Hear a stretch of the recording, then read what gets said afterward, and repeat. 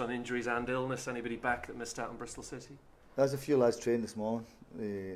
Matty Pennington trained, Flynn trained, James trained, Dean Gherkin trained. So the illness and injuries are certainly getting better. So yeah, up until now we see how they are tomorrow. And no new problems to deal with? No, not for the other day. One or two little tired legs and kind of stiffness and things like that, but that'll be away. How's Will Keane progressing? Have you got a game in mind yet for him? No, he's still obviously Will's a good wee bit away. He's I think the national break will help him, missing the 2 weeks, and obviously misses the whole game anyway. But we'll see how he is after that. Where's Jordan Spencer, you think? And he was a regular starter when you first arrived. We haven't seen him for a little while. No, that's true. One, I'm picking the team, and two, the former other guys as well. But Jordan trains well. He doesn't train well, so I don't have a problem that way. It's just you've just got to battle back to get back in the side, really. And in terms of Emir Hughes, who we haven't seen for a long time, is it getting close to maybe writing off this season and just thinking about next year with a full pre-season behind him? No, Emir trained. He trained this morning as well. So you've got to remember you just can't throw somebody's been in. I know I put him on the bench against Rotherham, but you just can't throw him in. You've got to watch that he doesn't break down again. It's a bigger picture that he can't break down again, so we just kind of nurture him through it. How much does the last two performances against two very good sides, when you could have possibly got all 6 points, really increase belief you can be successful long term next season, for argument's sake? I can say about a few games that we should have took maximum points. I think the last two games that because we played that well and the way it's happened, if we came away with 6 points, I don't think anybody would have flinched really. There's been certain games where I thought how we drew it, let alone lose it. So I think that's important is to keep this momentum, or the way they're playing, albeit we have to try and get the wins. So, but the performance-wise have been really, really high. And all these kids coming through, is this as good a group as you've worked with in your time in management, do you think? Numbers-wise, and everybody come through at the same time, I would say, yeah. I think that's you've seen it yourself how well they're playing. I think they're getting well and truly complimented, which you should. But there shouldn't be any pressure on them because it's no. They haven't arrived or anything like that. They've got a lot of hard work to go, and but they're on the right path. And if they keep listening, as I said after the game, if they keep listening and working hard, then they've got a chance. But they have to keep the hard work because you'll get nothing without hard work. Is Corey the next one to make his debut? Would you like to get some league minutes into him? He's travelled to the last two games, hasn't he? He's involved anyway. Corey's been training with us because I think he's a left footer centre half, which are gold dust for you, a left footer centre half. And I know the club had a couple here and let them go, which I don't think was the right thing to do it. And I think Corey's got a chance. I think Tristan's got a chance. Wilfredon's got to come back. So, as I said before, there's a right good handful of players that could come back and make an impact, but whatever league you're in. And when you're playing these kids and maybe a few more towards the end of the season, do you also have to think of the integrity of the championship and how other clubs might view it? For all you're looking at Ipswich Town, for argument's sake, you play a weekend side, or some kids at Bramall Lane, Norwich and Leeds might have that kind of thing. Does that come into your thinking? No, because all other teams nothing. I don't know them anything. Well, Ipswich Town more than anything. I don't have any. I'm playing the kids because it's not a gift. It's not a present for them to say here, go and have a career playing football. I'm playing you because I think you might do something. I've always said that. To get in the side, you have to want to do something. You have to be prepared to go through it. But it's not a gift. It's not just because I think you're a nice footballer. I'm playing it because I think something might materialise. So, but I don't know anybody anything. That's for sure. And when kids make their debut, like Idris the other night, do you then keep an eye on them in training and see how they kind of react to that around the build, and also whether they step their efforts up in training?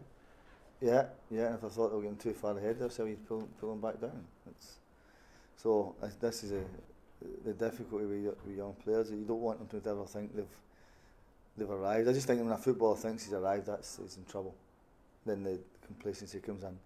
So until the day you stop, then you think, okay, I've had a good career or a good job, but never every single day you have to be virtually bang at it. And I don't want a culture of, as I said before, kids doing well and coming in flash cars and things. I don't think it's healthy. There must be a real buzz around the 23s and the 18s, not just the players but the coaches, because they are seeing these boys graduate and there is going to be opportunities for these lads. But we have to have a plan. You've asked me that before, of if we decide to go that way and we can go out and spend millions and millions, we have to have a pathway for kids coming through, but also the kids have to be good enough to come through. There's no point saying, okay, we've got kids everywhere, but a handful might not be good enough to get through. But in this moment, we've got a nucleus of young ones who are more than holding their own in the team. But and I've got to say that with a lot of cautiousness of they need time to develop. So they might have 2 or 3 really good games, maybe 1 or 2 that they fall off the pace of it. But as long as everyone understands that can happen, then as I said before, the future's incredibly strong. Does this mean you might be looking for more experienced players in the summer when it comes to recruitment to complement these boys? But they'll need a little bit of help, I think. Whether that happens, I don't know. But you can't stop their pathways. Why should I go for a loan who's not any better than one of the young ones? One, I'll save Marcus money probably. 2, go with what you've got here and what you believe in is a kid's pathway to make a career if they're good enough. Not if they're not good enough. If they're good enough. If a player's there that I think's a hell of a lot better than the young one, then absolutely you look at that to give the young one time to develop. But if it's not any better, then you can't look at it. Forest here this weekend, 2 men you know very well, and Marson and Roy Keane. If we talk about Marson first, what was he like to play under? Brilliant. 5 years of absolute brilliance up the road. I think it was when he first came in, we needed a manager like him. Celtic is an absolute monster of a club, and you're only as good as your last pass up there, and you have to win. And sometimes the jersey's too big for players, they can't handle it. And I had 5 brilliant years up there. I think I had 8 years up there. But at the time of the gaffer was 5 years of relentless. It was absolutely brilliant. Good players we played with. Great management team in the gaffer, Robbo and Wally. European final, which we just fell short. But we played in an era where Rangers were really strong as well. Incredibly strong Rangers side. And there were some really great battles, but a great manager to play under. What's so good about him as a manager, do you think? It was just the way, I just think the way he came into the club, and as I said, we needed a manager like him, and that sort of type of manager. And he was a really good player himself, you know, 2 European Cups. So it showed he was a hell of a player himself. So it's just about the way it happened at Celtic in that 5-year period. It was, as I said before, I think the hardest championship I won was my first one, because the 10 in a row was hanging over us. But then we won a few under the gaffer, and some cups in the European journey was fabulous. But it was just a great time, and a really good side. Has he stayed in touch? Has he helped you throughout your managerial career? Coincidentally, you've been to a number of similar clubs, haven't you? Wickham, yeah, we have. We have. I played in a charity match, sadly, for Liam Miller, who passed away. In the Celtic select v Manchester United select, and the gaffer took the team that day, you know, and so I saw him in the summertime, you know. It's when he tells you he's going to call you back within 2 minutes, it's about 4 months later he'll give you a call, you know. So he's good at that. But I'm looking forward to seeing him. As I said before, I had a great time under him. And what about Roy Keane? How did that move to Villa come about when he joined you there? Do you know, I never obviously knew about Roy and things like that. I played against him. Dortmund v Manchester United, and there's just always been that mutual respect of, I think, being really good footballers, and I always got on well with him. I never found him way some people probably find him. I think he's unfairly criticised a lot of things. He's a proper football guy, and we had a lot of fun at Aston Villa as well, you know, behind the scenes of it. There's a lot of good moments, and I'm looking forward to seeing him. We still keep in contact as well, so I'm looking forward to seeing the 2 of them. As I said, it was two good guys. Steve Guppy, who I played with at Celtic as well, I think at Forest as well, so I'm looking forward to seeing him. It's a big call to bring him in at Villa, big personality. A lot of managers wouldn't have done that. They might have been threatened by him, either his personality or he might nick your job, that kind of thing. No, I never felt that one iota. I don't. Just to let you know, I done all right myself in my football career, you know. So that was never the case. Way at all. We got on really well, and I said some really good moments. A real football man, yes, a real football guy, and and has got a real sense of humour. Did you argue much? Did you always ultimately get your way? No, I mean, of course, I'm the manager, absolutely. Roy will tell you the same. The manager always gets the final say. He's always the one that has the final say. We got on well as guys, on and off the pitch was great. So, as I say, I'm looking forward to seeing him. And whatever happens on Saturday, we'll have a chat after the game. Thanks, Paul. Thank you. Looking from the outside, Martin O'Neill and Roy Keane, there's some contrasting personalities there, but knowing them both, can you see how they've worked together so well over the years? Yeah, it doesn't it doesn't surprise me that when I've played under them, when it's worked with me and they played against and things like that. So I think everybody outside of us probably has major questions, but for me it's just normal. It's just normal guys that's got a job to try and do for each team. As I said before, I'm looking forward to seeing them. Do you need that sometimes, different personalities, different approaches to things within a coaching team? That must help having different attributes. Well, the staff here at the minute, we're not the same. We have matters of opinion and bounce things off each other, and ultimately the manager has to make the choice of what's happening. And I think it's a healthy thing. And Roy, obviously a former Ipswich manager. Did you speak to him about that when you were together at Villa or before this? Yeah, of course, yeah. But we spoke about loads of things, you know, not just what happened in his past career or anything like that. You know, we spoke.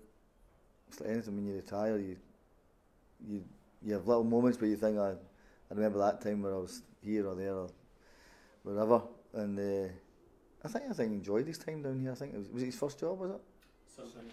Sunderland first, and then I think he enjoyed his time down here. You know. Think he could go back into club management again? Yeah, I've got no fears on that. I think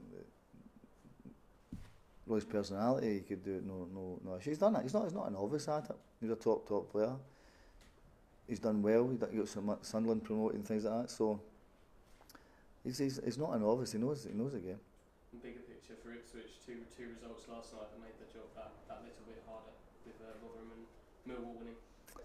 Yeah, but it's always hard. But there's no point in looking at anybody else. If we can if we can keep the form we're going now, and we do start to pull people into it, and if we can get a few wins under our belt, and make a fist of it, then let's see what happens. That's why I say it's never over until somebody says it's mathematically over, because we're playing well enough to win, but we have to just finish our chances that we're creating. You said on Tuesday that maybe some have written you off a little prematurely. Do you truly believe you can keep Ipswich in the Championship? Until somebody tells me that, absolutely. Anything can happen in football. It's the most unpredictable game ever, and all you need to do is go on a little run of it. It's going to be unbelievably tough to do it, but we're playing well. Different if we're sitting here thinking, we're not playing well, we're not creating, we're not, the crowd are against us. It's the total flip side. The crowd are right behind us, and as I say, it's not a normal situation where you're getting that level of support. They're right with you. We're playing well, and we're creating chances. We just need to take them with it, and that's probably been the downside of the whole season. Really, not taking chances. In terms of this illness bug that seems to have a couple of months now, that's been gripping. How on earth do you get rid of that? Because it seems to. Is there anything you can do to try and just get that out of the training ground? Well, we had it cleaned the other day. We had to put it, shut it down really, and get it cleaned. But you have the building's not big enough to hold every age group. It's not big enough. But that's the way it is. And you've so many illnesses and bugs going around. Some people have had it twice, let alone once. So it's a situation I've not really encountered where there's been that many of it, lasting for a few months. So and one or two lads have had it not just once, but they've had it a couple of times. Sounds like you've seen the last of it though. It certainly sounds like it's cleared up now. I thought that the other week until Matty Pennington pulled me out, and because he put the jinx on at him. So he asked me last week, and no illnesses. I went no, and then on Friday morning I woke up and then I found out Pennington and Downs were struggling with it.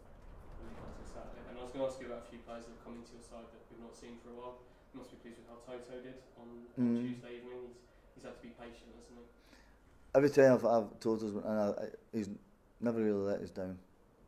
Pennington has been outstanding with it. Toto coming in, he's never let us down. I thought he had a really good game the other night with it. I said before, you might not see the best of a lot of the guys until the second season. But Toto, I know exactly when I play Toto, I've got a rough idea what I'm going to get. He could be a real asset. He played 58 games last season for a team that made 2 Wembley finals and finished third in League One. Toto's, for me, getting better. He's probably had to adjust playing a little bit differently from what he's done before, but he's definitely getting better. And a good kid, a really good kid. Jordan Spence, Brenner touched on him just now. Has he got a future here? It's awfully tough for him to earn a new deal if he's not playing. That's the nature of the game. Jordan was in the side. He did obviously run at it. We decided to change it and try to get back inside because Bree's been doing well. Josh Emmanuel's been doing well. Had a decent game against Bristol City. Pennington we moved over. He's been excellent for us in any position Matty's played. He's been excellent. So it's been tough on that, but you have to keep knocking at the door and see if that chance comes. Ask you about another right back as well, Barry Cotter. Ipswich hasn't played for Ipswich for nearly a year, but was making good progress. He's called up for Ireland under 21 duty. Is he someone that you've seen anything from? Barry's done all right. As I said before, it's to get in the side, you have to really get motoring. Really, I think you have to be really on the button. I think, as I said, Bree, is he behind Bree? Yeah. Is he behind Manuel? Yeah, absolutely. Behind Spence? Yeah. So he's down there, but there's no set given. You have to just keep working hard, and when your chance comes, you've got to impress me and take it. It's as I said before, it's not a gift. You have to earn the right to get a game. And Simon Dawkins as well, limited minutes for him, but he's shown a little something in each of his 2 substitute appearances. Yeah, he has. I thought he done well against West Brom when he came on. So it's been hard for him because obviously Judge has come in and been excellent for us. Guion Edwards is playing really well as well at this minute in time. So it's been hard for Simon, but West Brom game I thought he done well. And on Alan Judge, he said the other night that the option in his contract's in the club's favour. Is it as simple as simply taking that option, or is there a scenario where Alan actually might want a longer deal than just a 12 month? I know they're talking. I know. I think Marcus and Judge's agents talking away there. So I've left it with them. They know my feelings on it, and he's been absolutely brilliant for us since he's come in. I guess he's looking for a wee goal to kickstart him on that side. But his level of performances has been extremely high. He's clearly got goals in him. Just on the shooting boots. That's it. Because he's causing teams a hell of a lot of problems. That's for sure. All right. Jonas was left out the other night. Are we going to see him again? Or? Do you know, there's walking about there. Do you know see that? I knew you were going to say that. You see that? But you left out obviously because his situation is. No, if you know watch a game. Who did I leave out the other night? Who did I leave? I forget. Well, you made about 5 changes. Okay, name them. God, that'll take me a little while. Well, Teddy was one. Yeah. Why did I leave Bishop out? Well, because he's been playing so many games. Right, go on. So it was a similar situation with Jonas, is it? Go on, nah, name the players I left out. name the players. Okay, I'm trying to remember who was in the team for the previous game. Observations there, I knew. Alright? Scouse was left out 32, 33 years of age. Started Tuesday. Bishop, long term injuries been having. Jackson comes in for Quainer. Alright, with that. Jonas, we need to freshen up as well with Toto, which is fine. Out of contract. Yeah. Alright. And Josh, Bree is a lone player in this moment. I had to see Josh to see if he could play. Freshen up and give his legs. That's why I done it. So all the players, it's not just about Jonas not playing. I gave other lads a break through reasons for injury or through little other things. So that's the reason. So it's not a case that Jonas was just left out because of the situation? No. We will probably see him again. In terms of other players that missed out in Pennington, you said, is he on the mend? Pennington? Yeah. Matty trained this morning, so we'll see how he does tomorrow. Again, he had the sickness bug. James Collins? He trained this morning, see how he is. He's not done too much, James, so this one might be a little bit early for him. With it, the national break I think will help him, but at least he's back training. And Flynn, you also had the He's I think he was still feeling a little bit this morning, but getting better. And Gertz, he was ill as well, wasn't Yeah, Dino was injured, ill. He felt better this morning, so he trained. Again, we'll see how he is tomorrow. he? And Colin Quainer, he had that. Yeah, little strain, little problem with his knee, but he trained this morning, and then hopefully he's okay. And in terms of long ones, you mentioned Emir, Tom Ali, any progress with? No, Tom's he's doing well, that kid, but he's still a long way. He's not even trained with us. That's a long way away. And we talked a lot about Roy coming back, but on the pitch, Darryl Murphy was a big player for a number of years. He's really shown in his latter years what a top striker he is in the Championship, hasn't he? Yeah, was he 37? Getting on there. Yeah, and still going, which is great. Testament to that. I know he done well here when he was here, but I don't know the lad himself at all, but I know he's had a good career. Okay, thank you very much. All right. See you later on. See you later.